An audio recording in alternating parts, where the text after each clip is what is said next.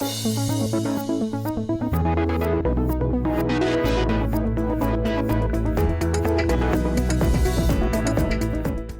this edition of Boiler Bytes, we'll take you to pit row for Purdue's very first electric vehicle Grand Prix. You've heard of an elevator pitch, but this event takes it literally. It's a contest for entrepreneurs on their way up.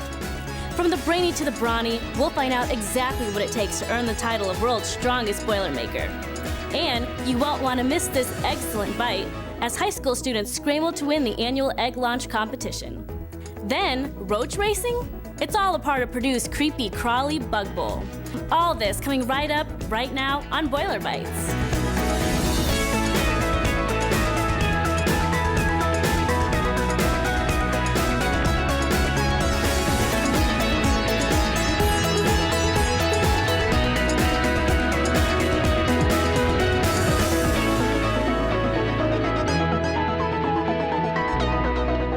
Hi, I'm Anita Bokiel.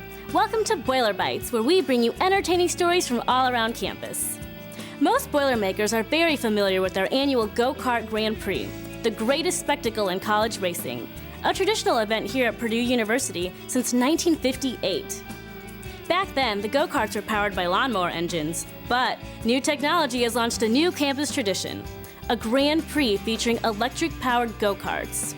In our first bite, Chris Nisley takes us right into pit row for Purdue's first ever electric vehicle Grand Prix. Welcome, race fans. I'm Chris Nisley, and we're here at Purdue's Grand Prix track for the inaugural electric vehicle Grand Prix. Get ready, it's going to be one for the history books.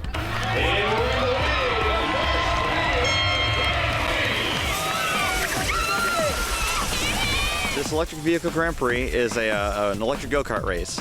It's originally started for a way for the students to show off what they've learned. We have a couple of electric vehicle classes being started. It's an offshoot of a $6.1 million grant from the DOE for electric vehicle education in our colleges. The EV Grand Prix program is initially to teach students how to build electric vehicles. I mean, we're going to have electric vehicles in the marketplace in the near future, and people need to know how to A, build them, and B, work on them. That's what this program is all about. So hopefully we're going to have people that are more educated in specifically this field to work on these cars in the design research labs and in the basic mechanic shops to get yours fixed. Can you tell us how one of these electric vehicles works? Sure, we'll start out with the batteries. These are lithium iron phosphate batteries. They're very similar to the batteries you have in your cell phones. They're a little different in chemistry, but they work the same way. You discharge them by driving the cart and you go home and plug them in at night. In the morning, they're all charged for you. This right here is our National Instruments wireless node. It sets up a wireless network. So we beam the data from the cart to the team so they can analyze it when they're trying to tune and test and see what's working and what's not working. It sends power readings through volts and amps, and they can graph that in real time during any event or any test activity they're doing. The most important thing on the back here is this. It's called a controller. It is like the brain. So when you hit the gas pedal, it tells the batteries how much electricity to send to the motor to make it spin. And we can program it, plug it into a computer, and graph exactly how much power goes into it, how much doesn't, depending on how hard you hit the pedal. Next is the part everyone wants to see is the electric motor. This is the beef and the brawn. This is called a SEPX motor. It's really neat. So the piece inside that moves and rotates and the shell around it have different charges, so it can produce an awesome electric field to really push you out of the corners and get a lot of torque in there.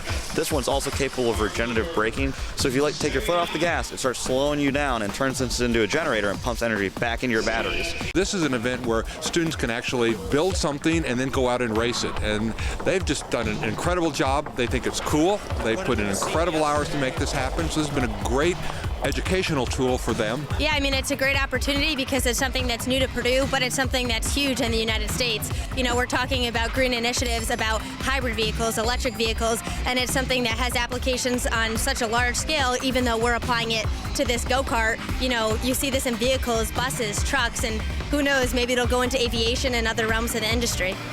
Purdue has a long-standing track record of providing top quality engineers, and my company looks very highly at Purdue graduates. And we love being involved in the Grand Prix event today because it gives us an opportunity to give back to the university, to give back to the students, and give them something to look forward to after they graduate. Around the back portion of the track, last couple of turns for Brett Hensler. Here he comes down the front stretch, and Brett Hensler is your winner of the first Purdue Electric Grand Prix.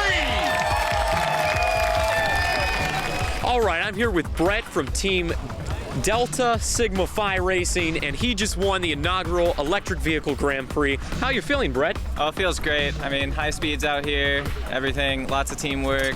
I mean, we put so much work into this that it feels great. Okay, and what do you think was a factor in your win today? I think driver skill, knowing this racetrack is huge. I've driven this a lot. I'm a Grand Prix driver, so I know the track, know the line. That shaves off a lot of time and keeps your kart efficient too, which is important for these. Today's EV Grand Prix has been a huge success, increasing both public knowledge and popularity of electric vehicles. I'm Chris Knisley for Boiler Bytes. Next year, Purdue plans to open the racing field for statewide competition and then expand again in 2012 to make it a national event. Coming up after the break, Purdue students race against the clock to present their innovative entrepreneurial ideas. And how far would you have to pull the Boilermaker Special to win the title of World's Strongest Boilermaker? We'll find out when Boiler Bytes returns.